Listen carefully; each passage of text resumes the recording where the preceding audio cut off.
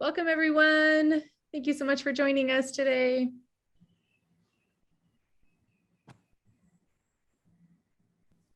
Hello, hello. Thank you for coming. Hello. Welcome. Thank you.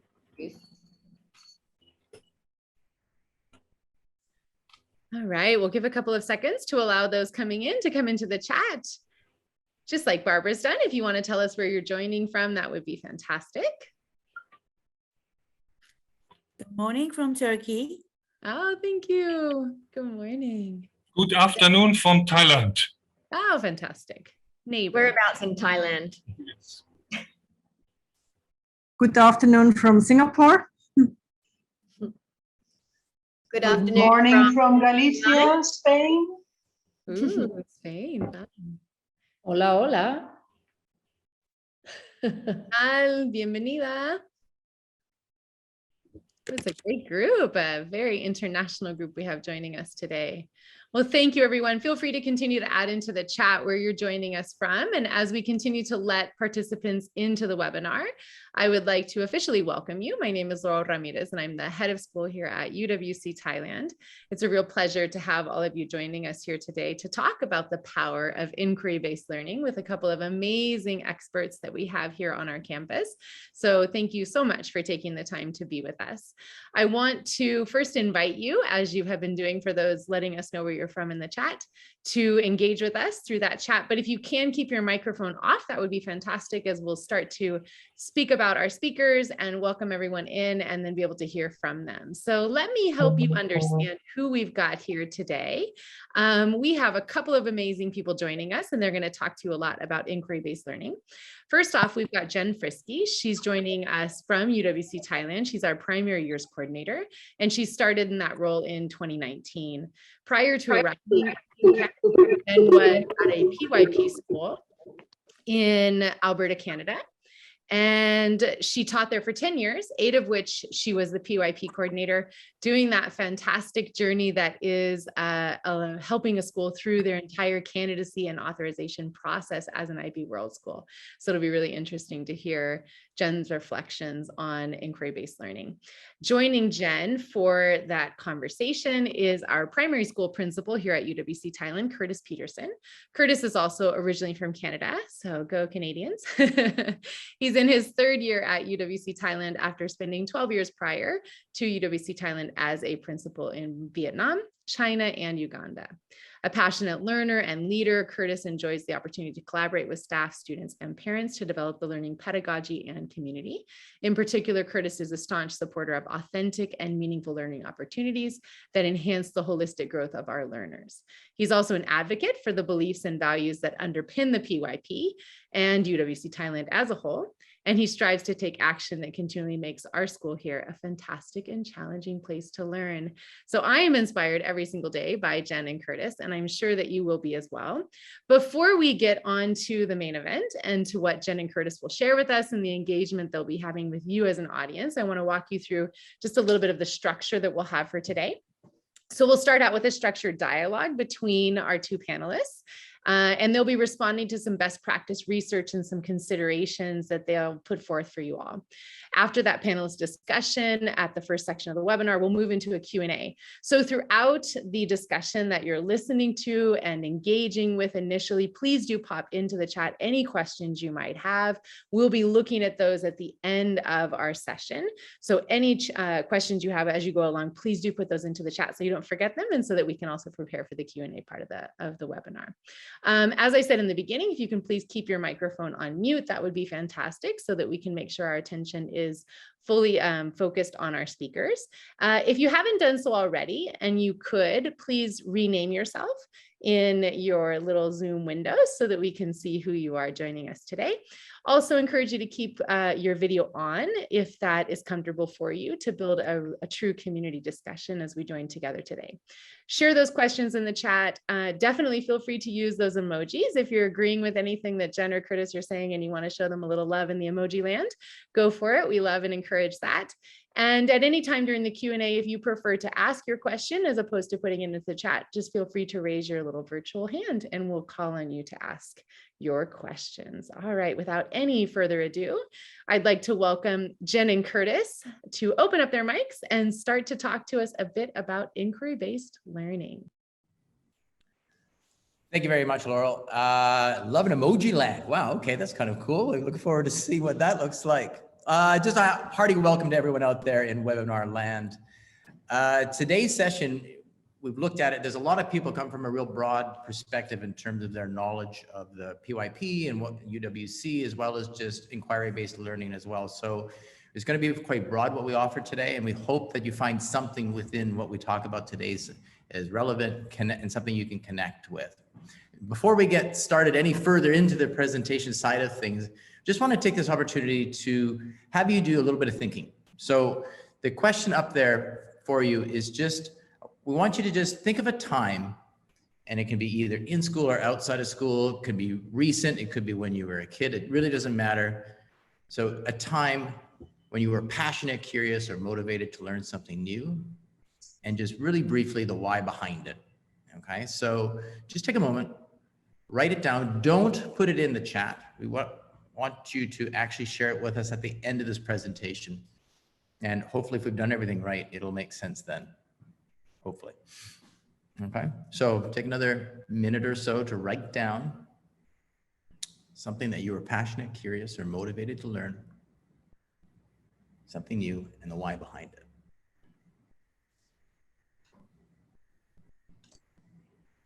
Okay, give me another 10, 15 seconds, and then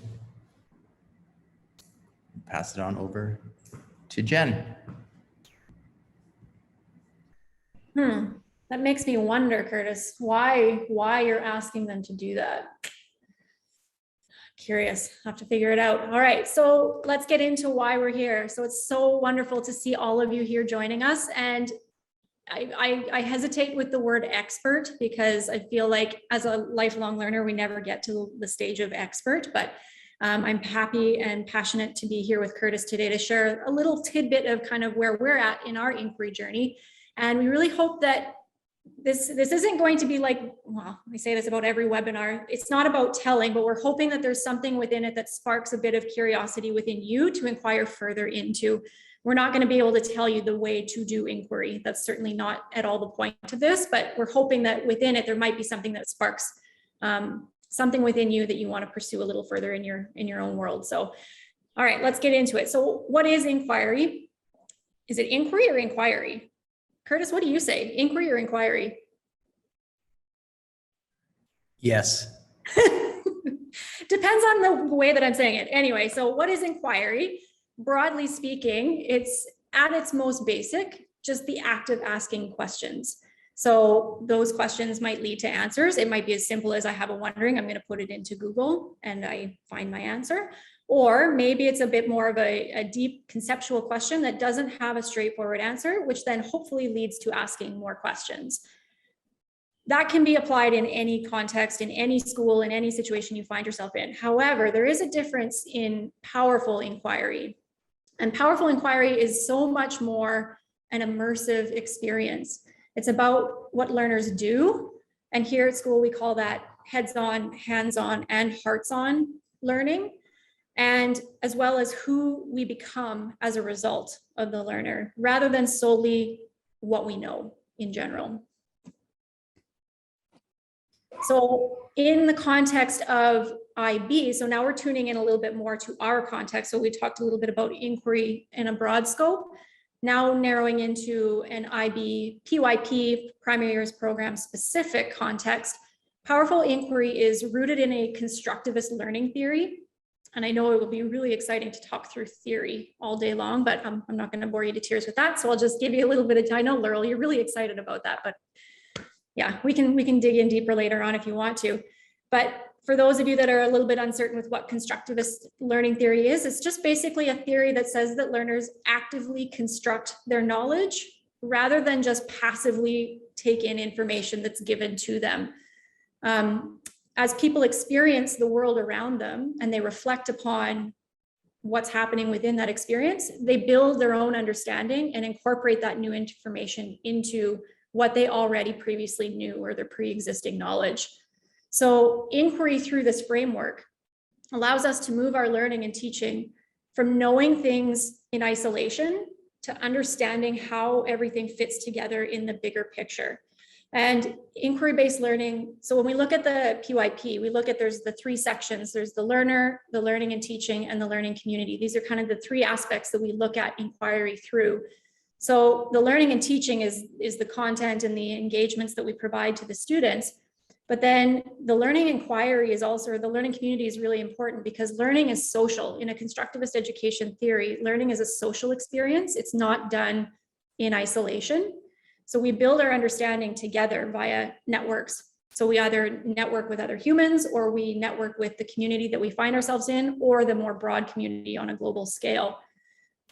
But even though I say that, it is still focused on the learner because learning is personal. Everybody learns in their own way and everybody understands things in their own way.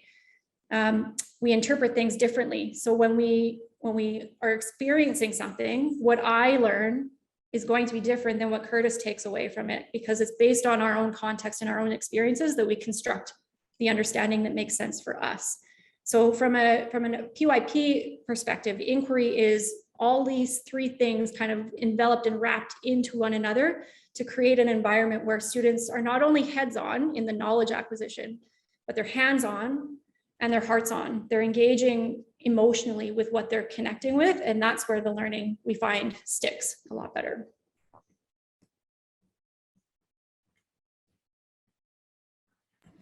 One of the myths that we want to kind of try and debunk here is the fact that PYP schools aren't, they're not academically rigorous. There's not enough content within them, and it's actually quite the opposite. Skills and knowledge and facts are actually really important. If you want to have a good program, you have to have both. You have to have skills, knowledge, facts that are going to be able to feed in, or we call it content, into our concepts. If you have just the content, it makes you really good at a pub quiz, but it really doesn't allow you to make those connections to your world. It doesn't allow our students or encourages them to make connections to their own thinking. And the other side of it, if you're trying to create something that is simply all about concepts without having that basic facts or some of the content with it, it often ends up being very hollow. You don't know what you don't know. So as a commitment to what we're trying to do here, and as many other PYP schools are trying to do around the world, is to balance those and make sure that there's elements of within both so that the kids come out with a program that's actually very academically rigorous, but is also tuning into their interests and asking them to look at a deeper level of understanding when it comes to the conceptual side of things. Yeah, we talk a lot about how there's a difference between connecting dots and collecting dots. Connecting dots is where you're making those links, whereas when you collect your dots, it's great that you have all these individual pieces of information, but beyond that individual piece of information, what do you do with it? So it kind of builds into the idea of, in addition to the conceptual understanding with the content, the IB and PYP really look at the idea of product and process. So the ultimate aim of inquiry in the PYP is action. So that in our set, that's the product.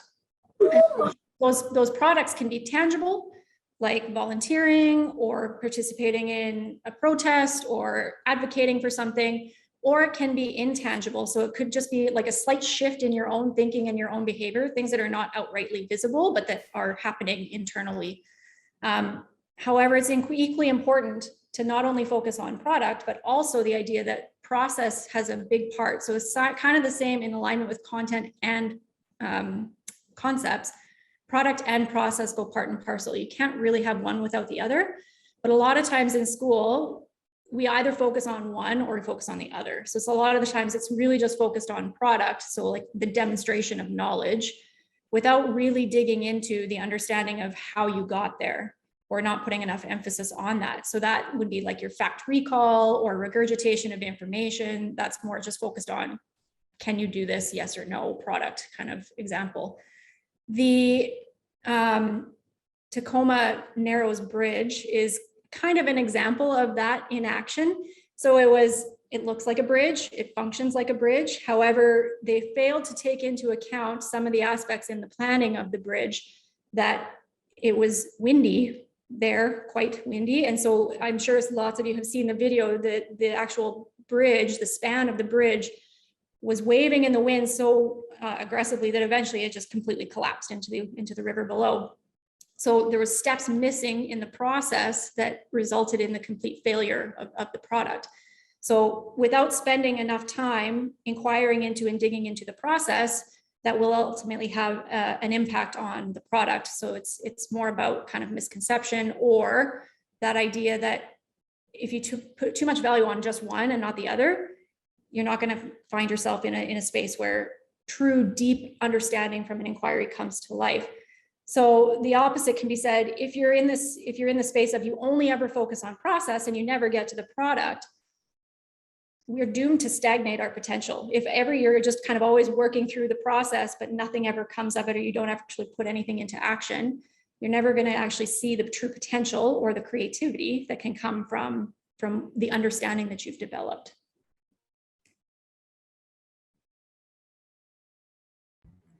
Okay, everyone, it's time for your first quiz question. I know I talked earlier about content, facts, different things, and I do love quizzes. So this is your first question, and this has to do with skills-based. You know, every PYP school wants to make sure that the skills are something that is embedded in, and it's not just the PYP. It's one of those things that transcends the whole IB.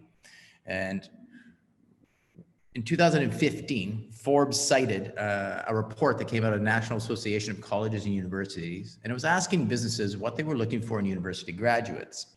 So my question to you is, what do you think was the #1 thing that people were looking for from graduates? And no, the answer isn't multiplication table facts. Not that those aren't important, but put it into the chat. Let's see what you got. You see critical thinking skills has come up. Social communication, communication skills. The first, #1, was ability to work in a team structure. The #1 thing that businesses were looking for. #2, Colin, touch it again. Let's see what we got. #2 is a tie. A tie, ability to make decisions and solve problems. So #3, or I guess it's #4 in a way, hugely important, ability to communicate verbally and with people inside and outside an organization. And then the next one, the 4th one, ability to plan, organize, and prioritize work. And #5, these are the top 5. I'm not making these up. Ability to obtain and process information. Obviously, these overlap. Ability to work in a team structure is not only social, it's also about communication. But the thing that for a lot of us, we cringe when we hear these termed as soft skills so often. Oh, they're the soft skills. Like, we're supposed to learn them through osmosis.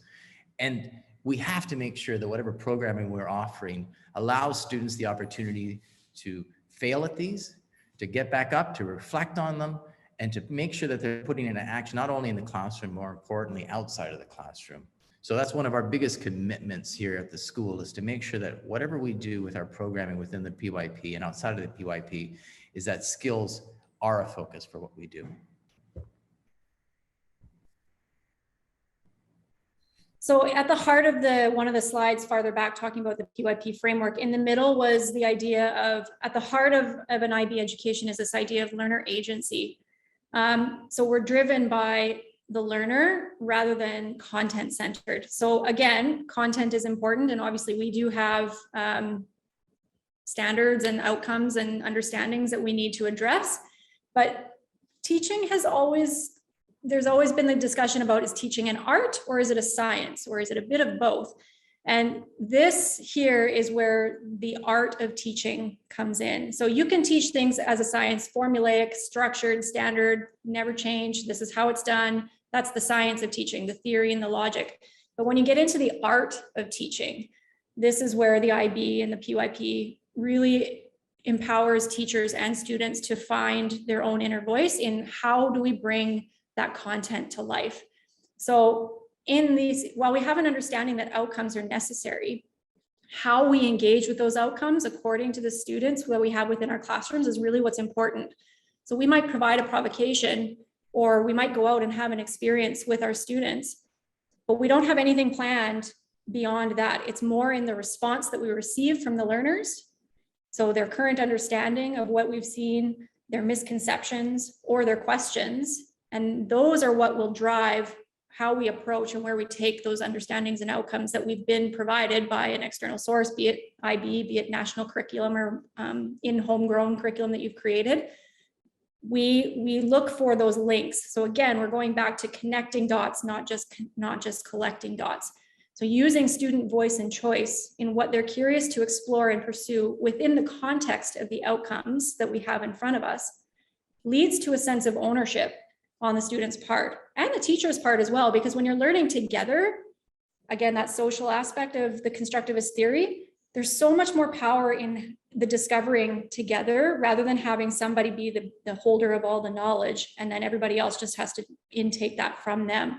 So that idea of ownership and connecting back to the idea that it needs to be hands-on, heads-on, and hearts-on. If there's no emotional engagement in what we're presenting to the kids, we're not passionate about it, they're not passionate about it, the learning isn't going to stick. So the idea is, how do we make learning sticky? How do we really get it so that it's something that will hold on to the kids beyond the 50-minute period that we might be exploring something into something that it becomes a part of who they are? So again, the IB talks about if we design learning to be relevant, significant, challenging, and engaging, that's where the potential is for every student to flourish. So we can give you a few examples now about what it looks like here at UWC. So we have a few different lenses that we look through here. Service is one of our major driving forces here at UWC Thailand. And it's really a foundational piece at every level, from nursery all the way up to grade 12. And I'm just going to talk quickly about one project in particular. So this is a grade 3 group. They were looking at a unit of inquiry in they're talking about exploration. So it was actually a combined unit between where we are in place and time and sharing the planet. We merged those two units together and put a common central idea, talking about how exploration, and then we left the central idea open. So again, this whole idea of open-ended really leads to more inquiry rather than closing it and basically giving the answer within the central idea. So the central idea was human exploration is motivated by ... And then it was up to the students to decide what motivates exploration. It can be different for many people. If we're looking at different contexts, what motivates exploration here? What motivates exploration in this context? And again, linking to sharing the planet, we were looking at various ecosystems within Thailand, within Phuket, which linked beautifully to one of our service projects here on the island at the Gibbon Rehabilitation Project. And so the grade 3s had an opportunity to go for 6 weeks, 3 weeks to the gibbons and 3 weeks to an elephant sanctuary. And here they were able to immerse themselves and be actively hands-on engaged with seeing. So in that bottom or the left picture, you can see they're inside a cage scrubbing, they're on the concrete floor scrubbing. So manual labor works, note to self. But beside them, next to them was another gibbon. So all of these gibbons are in cages, but they're in the process of being rehabilitated to be released back into the wild. So the GRP is one of the only successful gibbon rehabilitation centers in the world. They're the only center that has successfully reintegrated gibbons back into the wild. So it's a pretty special place to be able to have access to, like 20 minutes from our school. So they're seeing these gibbons in the cages next to them as they're cleaning the cages for the gibbons. And they're wondering, oh, I see they don't have a whole lot of things in the cage with them.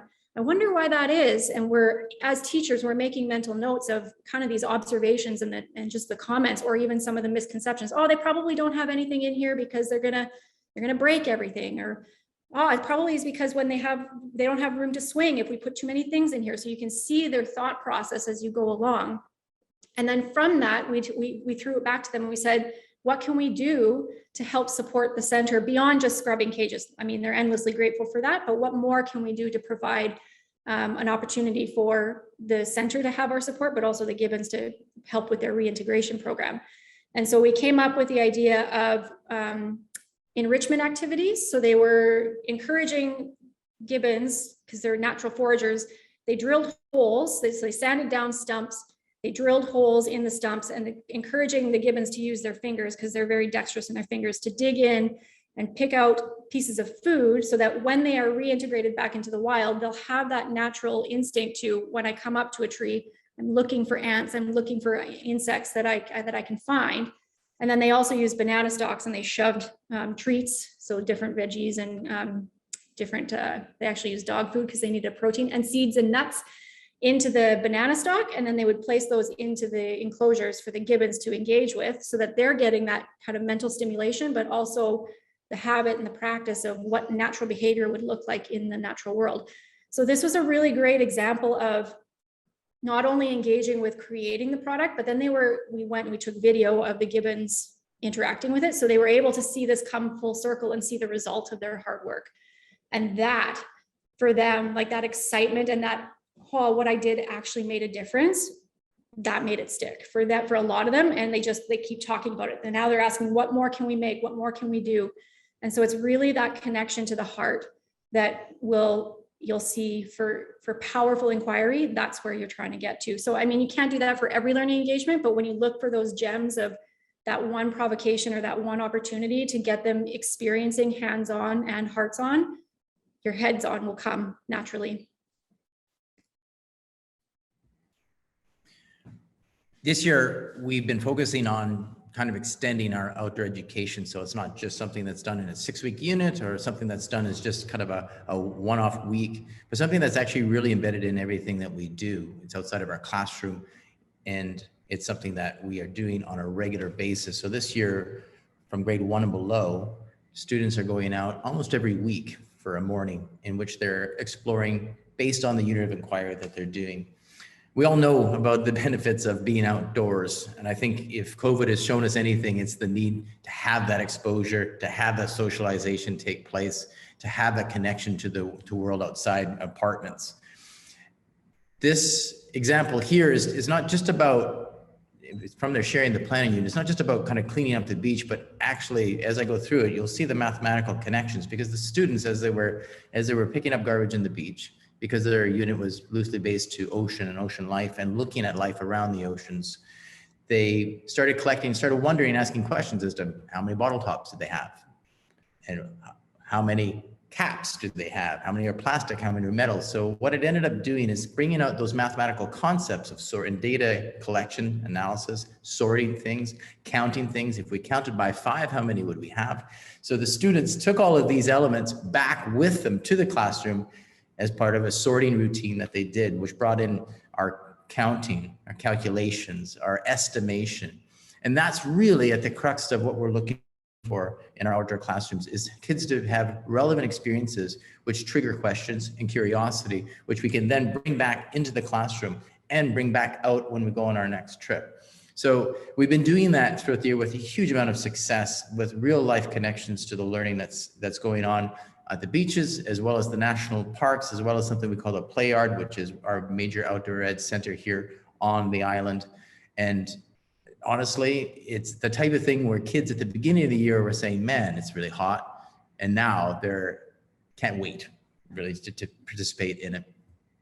It's been a huge success.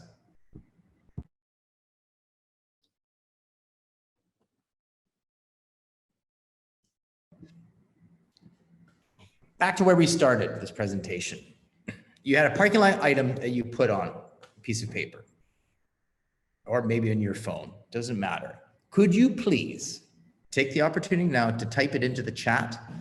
And let's just start seeing what kind of ideas there. What did you have or do that last time you were motivated or passionate about with respect to learning? Let's see what kind of answers we have. Go.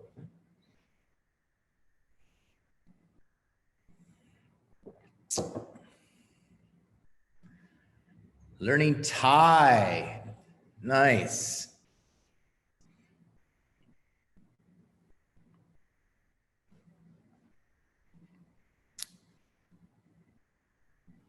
Baking. I wonder if that was a product of COVID days. I know it was in our house.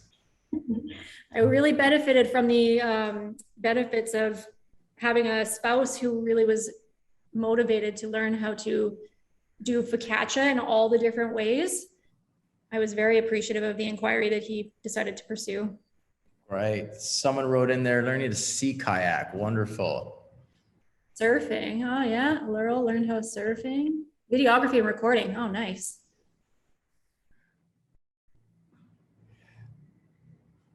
Excellent. A real variety here from what we're seeing. Things that may be linked loosely to a classroom, but the majority of it is actually outside of the classroom. And a lot of things connected to, once again, that hands-on, hearts-on, heads-on. You can see there's a lot of interest, a lot of purpose behind what's motivating people with respect to the learning that's taking place. Very cool to see. Which, good news, Jen. It looks like maybe the feedback that we got is kind of accurate. It went according to plan. Woo! Yeah, sure. Sounds good. Because, I mean, ultimately, I think if schools want to move to the next level, and our school communities really is the important part here, a measure of success shouldn't just lie in what the students do inside the classroom, but how their learning transforms their thinking and their being outside of it. And really, for us as a school, that is what we want. We have some spectacular human beings here and who are doing really cool stuff. And if you look around in these collection of pictures here, it's just a few examples of some of the things we're most proud of, perhaps, with respect to the learning and teaching that's taking place. And it's not because of what's taking place in the classroom, but it's how kids are making a difference outside of it, which is really powerful. The one in the bottom left-hand corner, this is a student who, from a science unit in grade 3, man, how can we have more science, even more science in the school? Which is a great question, which I said, that's a really good question. What are you going to do about it? And she, as a result, started her own CCA. She found a teacher who could lead it. So a secondary, because they needed to have a lab with lab coats and the goggles and the works. And she led her own CCA to promote her love of science. She turned it from being a science into being a scientist. And that's pretty cool. Yeah, that is pretty cool. And it was packed. I was just going to say, it was one of the most popular CCAs of the season. So her audience was engaged. It was relevant. It was significant. It was challenging and engaging. She nailed it. So that one is like, that's the hands-on, right? We're talking about, she really wanted to be hands-on and engaging with the science. And then there's some other ones that are more heads-on, where if you look on the bottom right corner, we have another little lovely student who, during a creative cafe time in class, he chose to write a creative story, which he was motivated to pursue at home further in order to tweak and refine. So he wondered, how can I make my story more funny and exciting? He was loving the reaction that he was getting from the students in class. They were laughing at, he was telling a story from the perspective of a dog. And so he really loved the engagement that came with his storytelling. So this might seem insignificant on the surface. See, okay, great, someone wants to take home their writing and continue writing at home. But where it becomes significant is that this student for a really long time had been a reluctant writer, that you could barely get a sentence or two out of them. So when he made this hearts-on connection with, he was seeing a response to his writing, that hearts-on immediately kicked in and said, this is what is inspiring him to push himself and challenge himself further. It wasn't that he needed to go to the teacher and the teacher said, you need to write more, you could be better, or I give you this suggestion. It was an intrinsic motivation because he was seeing that within himself, he was more capable than he was giving himself credit for. And in that, he's noticing an improvement in his writing and he sees himself as a writer. And that's what we want. We want kids to see themselves as empowered and capable even in the areas where they maybe at one point didn't see themselves as that, but getting them to that point rather than just always saying, oh, they're just not a writer. We think that everybody has the potential. We just need to find the ways to connect the heart. And then there's the action that's taken that comes out of who we are as a school and as a learning community. It might not be directly linked at all to what's going on in the unit of inquiry, but they're asking themselves, questioning, and it's about who they're becoming, and they're asking themselves what action can they take. And in some ways, this is about the culture of the school and what you're setting up. And for me, actually, it's probably the most important. Our sports and games is student leadership. We have student leadership once a week. It takes place during period 3 on a Monday.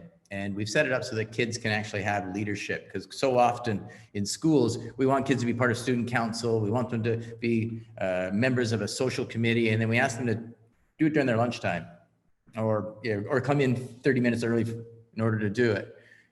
Nothing like valuing something so much that you want to take away their lunch.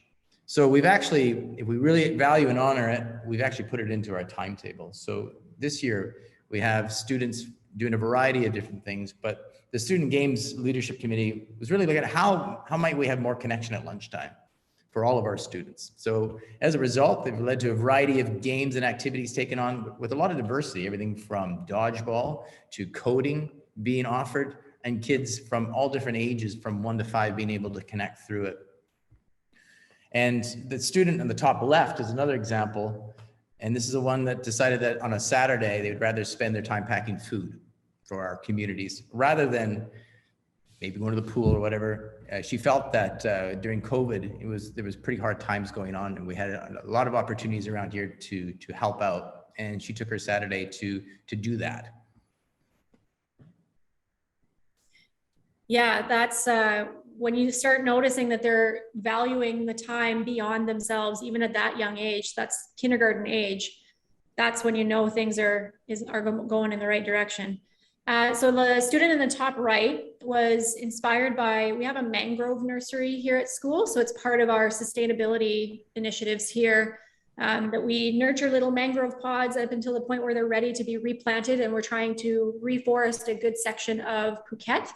And this has been kind of a legacy project for many years, but this student in particular has really taken a passion to going further than even what we're doing here at school.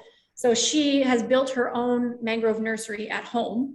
And every time her family goes to the beach, she's out looking for pods, and then she takes them home and she cares for them and she talks to them and she sings to them and she loves them. And then once they're ready, she brings them into when we go out and do our reforestation project, she'll bring hers in to contribute to the school community as well.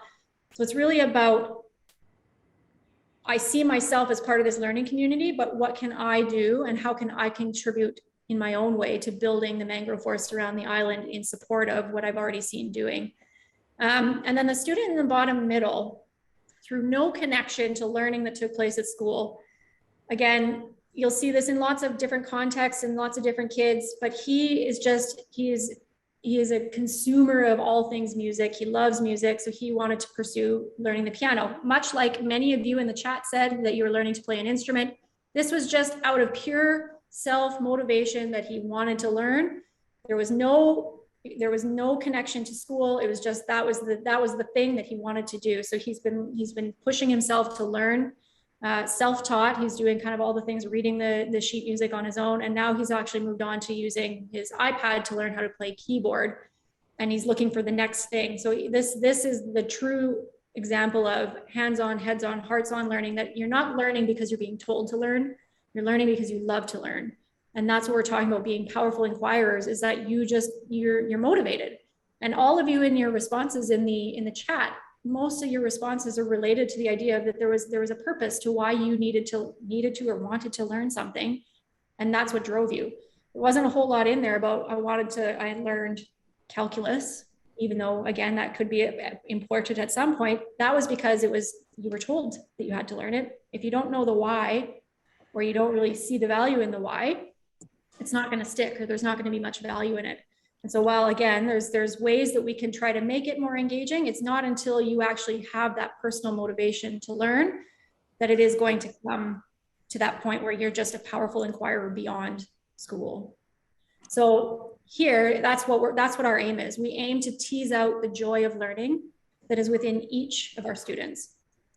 We really just want to empower them to see themselves as passionately curious, actively contributing, awesome human beings. At the end of the day, that's just what we want. We want a bunch of people who are going to go out into the world, take action in their own little way. It could be big, it could be small, but that we've equipped them with the skills and the concepts and the attributes in order to just be change makers in our world.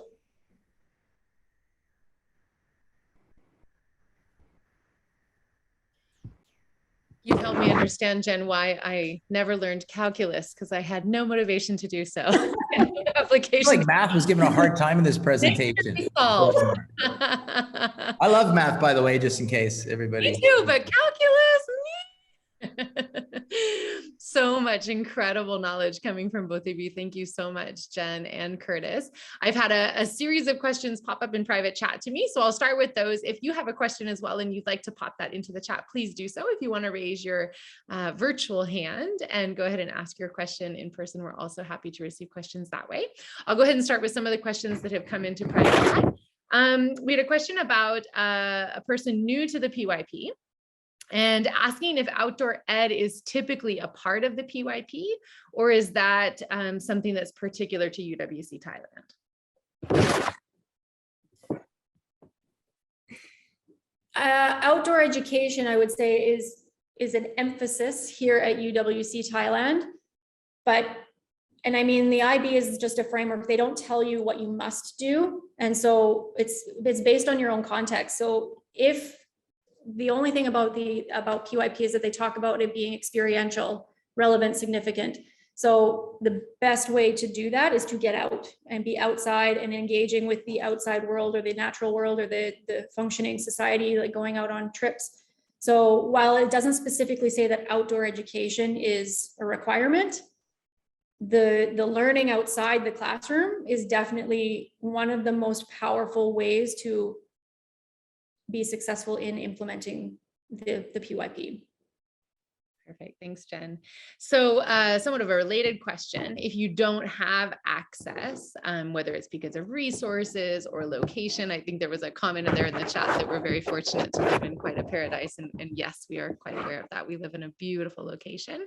So say you don't have an incredible necessarily location, or perhaps the school's not highly resourced to be able to get off campus as much. Can you give some examples about how you might apply inquiry-based learning within the 4 classroom walls?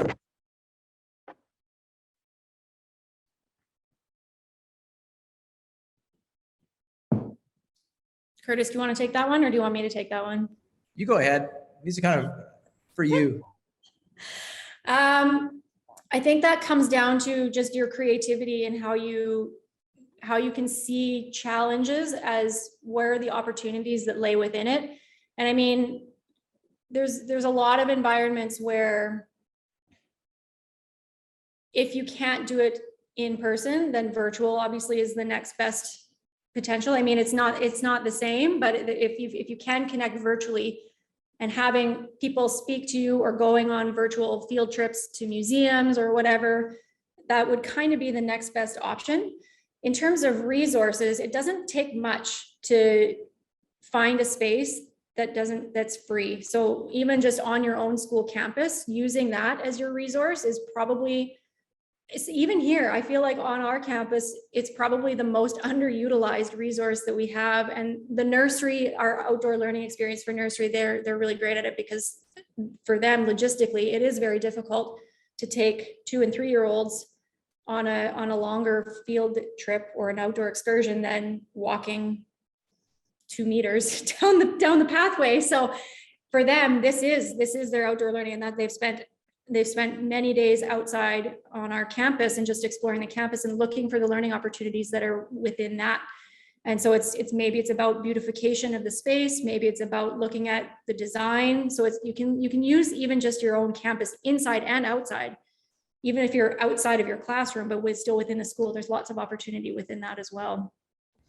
I was going to piggyback off that a little bit. It's like, remember, like when we were talking about, and then during our presentation, when we were looking at the outdoor learning side of things, that's something that we really value and we're extremely lucky to have here. But it doesn't mean that you need to have it in order to be a good PYP or a good inquiry-based school. There are lots of schools that are kind of center of major cities that can be really good PYP schools. And you just have to look for what kind of opportunities or advantageous things do you have that maybe we don't have, in terms of experts. you know, bringing people in maybe rather than having them go out can be really powerful as well. So just looking at what opportunities are available within your community to leverage, so that learning community can be really important and powerful. Perfect. Thank you. A couple of related questions that have come in. So if you are new to the PYP, what are the ways that y'all go about training new educators? And specifically, is there any kind of monitoring to ensure that inquiry is taking place in and out of the classroom? So for new staff here, we have obviously the required IB training, but I mean, that's a bit of a fire hose of information in a 2.5-day spread. So again, that comes down to, it's all about the experience. So even as educators coming into this framework with an inquiry mindset of what is it that what's valuable to you at that moment, because it is very much a program that there are so many components that you can't learn them all and be a great PYP teacher within your first year. Kurtis and I are 12, 15 years into our careers in PYP or whatever. And I see myself as no expert, because every day there's something that kind of like, I've made that connection. Now I get it. So it's kind of finding the one component to focus on, but knowing that there's other components as well. But it's experiencing it in the classroom, getting into other teachers' classrooms, having kind of a mentor or a group of people that you can brainstorm ideas, go out for pub chats, just talk about things that are happening, observing things going on in the classroom, attending. There's tons of free webinars out there that are not PYP specific, but that are more inquiry focused or just cultures of thinking focused. Any of those are really beneficial to developing the skills required to be a practical inquiry based educator.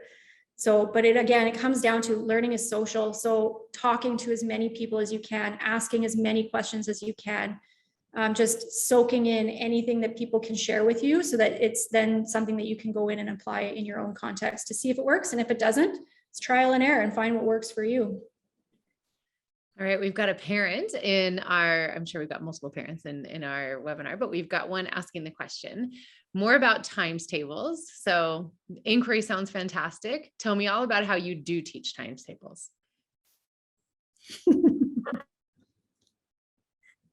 They're there, the times tables are there. And I mean, and this is the thing about inquiry, it's the misconception that everything is discovery. And like when we say it's student led, there are also things that just need to be taught. There, like, without a doubt, there's a bit, and that's why we said there's the merriment of content and concepts. You have to have a foundational knowledge in something in order to develop the conceptual understanding. If you don't have the base, you can't build, again, going back to the bridge, if you don't have the base understanding of how to construct the bridge, you're not going to be able to construct the bridge. So the idea that there's not any direct instruction in inquiry is a big misconception. There is definitely times where, and math specifically, there's lots of concepts that are more standalone. They sit outside of the unit of inquiry, and there's opportunity to practice the skill, but then it's transferring. That's where we move forward beyond the fact recall is, okay, so now you have your foundation. How are you going to apply it in a context that's outside of this classroom? And that's what we try to get to with powerful inquiries, then taking that understanding and putting it into a transferable moment where they can use it in a practical and relevant way. Yeah, no, it really makes me think as a former DP teacher, you know, when they get to that DP math class, it's so complicated, right? And their assessments, they have to really show their thinking all the way through. So having memorized the times tables, for example, would get them nowhere because they have to be able to conceptually understand things. That's really helpful. Thanks so much. Fluency is really important, and fluency doesn't come without practice. Yeah, absolutely. Amira, did you want to jump in and ask a question? Yeah, actually, I wanted to just ask about earlier, Jen said about the training that new teachers get, the 2 or 3 days. I just wanted to know if that training comes from the school or is it something that IB offers? Training comes from the budget of the school. So one of the requirements as an IB school is that you provide professional development for your staff. So it's offered by the IB, but we support our teachers in going to those. So it's paid for by the school, but offered by the IB. So when you do your evaluations, they will look to see that all staff members have current IB training. So you have to have within 4 or 5 years, keep updating your training. But beyond that, there's so many more workshops that are equally as valuable that that's part of the ongoing professional development of yourself as an educator. So if I understood well, it means that even the new teachers, that those who just got into IB, they get that training from IB workshops, not like people from your own school guiding them or training them. Is that right? It could be, because part of the beauty of IB is that the staff, people who are PYP educators, IB educators, are asked to become part of the IB educator network. So they can go for training themselves of how to be a workshop leader. So a lot of the times, in order to save costs, if we have an IB educator on staff, they might be able to offer a workshop to lead staff through, or invite other schools in the area, in the local area, to come and do like a cluster workshop with different schools. So the IB is all educator based. So everybody who is leading those workshops has been or is currently working in a school somewhere as an IB educator. Okay, a last one, sorry.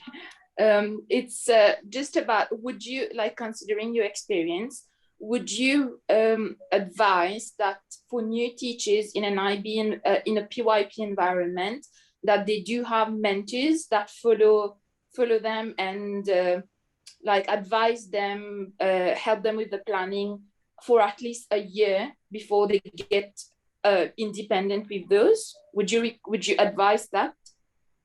Generally, you look for having partners, so buddies or mentors or whatever it is that you call them, that you have somebody to bounce your ideas off of that has a bit more experience, or within your same grade level, so that they have a bit of that institutional knowledge as well of how the learning has taken place previously, but then addressing it based on the current students that you have.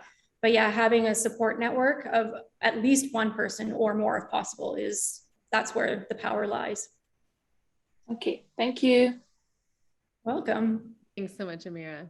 So we have a question that came up earlier in the chat about student inquiry and voice in regards to where you might explore outdoor education or service opportunities. Can you talk a bit about how student voice and inquiry might be the initiator of outdoor experiences or service projects?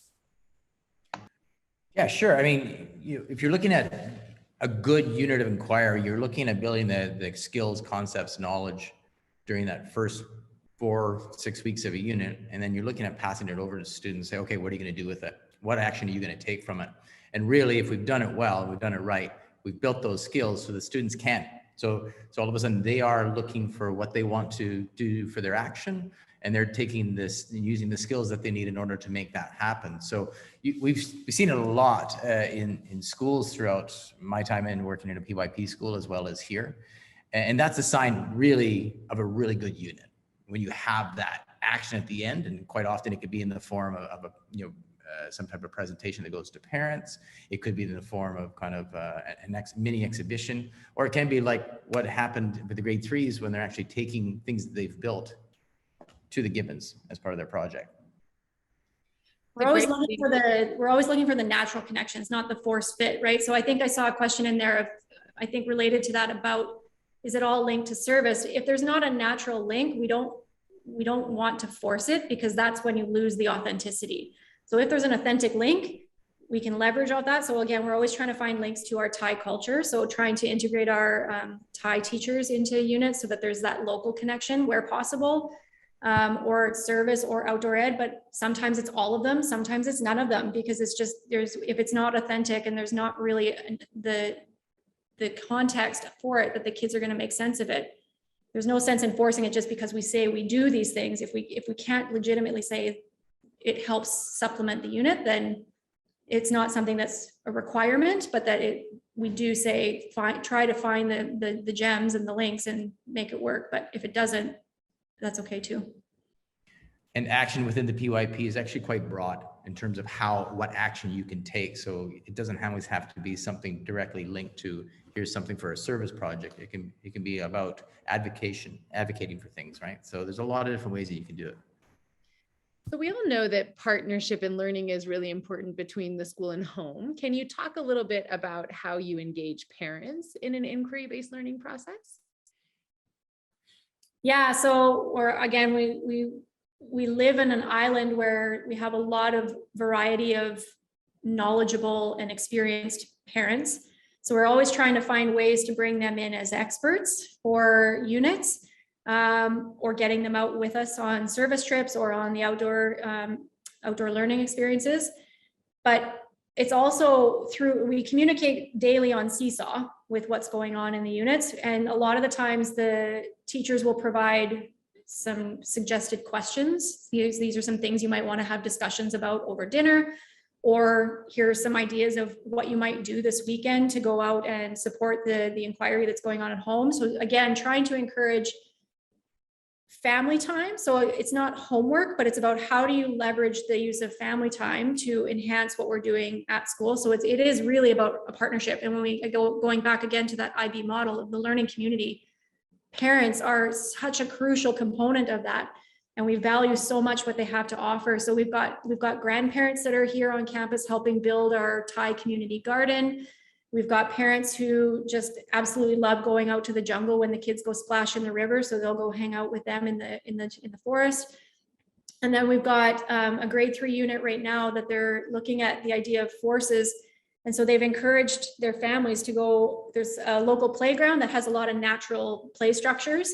And so the homework for families is in the next couple of weeks is to just go and play together on these structures and think about, with the context of, what are the forces that you see? Is it a pulley? Is it a lever? Is it a wheel and axle? So it's using what you would already be doing as a family, and just kind of bringing in the scope of there's learning in every opportunity that we do. It's just how we frame questions around it. So everything can be framed in a question. And so and again, it comes back to involving parents in educating them how the PYP works. That's so important. If they have an understanding of what the program is about, it's a lot easier for them to understand what they can do to support it. So not only is it about professional development for staff, it's also about bringing your parents along for the journey so that they can feel empowered to be great inquiry teachers as well.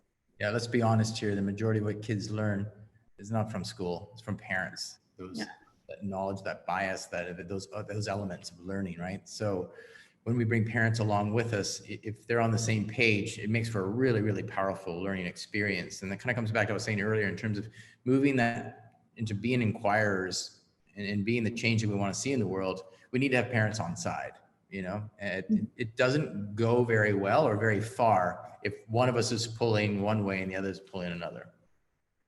I have to tell you, as a parent, if you said to me, I really need for the good of my children to head out to those beautiful beaches you've shown, I'd probably just make the sacrifice for the children. Yeah. I mean, because I'm a good mom. So one final question, and it's by no means a light one, and we're hitting toward the end of our time, but great question. I don't think that we can pass up is, how will you know through all of this observation and inquiry and play and meaningful integration, how do you assess, how do you know within an inquiry-based framework that children are learning? Yeah, that's a huge question that we could do a whole other webinar on. Assessment is such a vital component of the program, of any teaching and learning. It's kind of multi-pronged though. So we look at multiple things. So we're looking at the observations, which we talked a lot about, conversations, as well as product. So within any of these units, we're co-constructing rubrics or assessments with the students so that everybody's kind of in the know. So we talk about, a lot of the time it's the hidden curriculum with students where we know as teachers what we're trying to get at, but we don't ever really let the students in on the secret. Whereas what we're trying to do in the IB is flip the script a little bit and say, we value your voice and we want you to have voice in what we're learning, but what does successful learning look like? And then together with teacher putting in input as well, but kids also saying, this is what we think. So kind of pushing themselves to what they think is the expectation. So we still have assessments in the sense of anecdotal records, but we also do rubrics where we're evaluating. The other part that we're not really great at here yet that we're really trying to work on developing is learner portfolios as well. So having students be able to have a space to curate and document their own learning journey so that they can see artifacts and pieces of evidence of their growth over time. And again, we're a work in progress in that. And I think it's always, as it is always ongoing, but that's where the value is the tangible, being able to see the journey along the way, but then also being involved in understanding what is success and what do we determine as success as a group.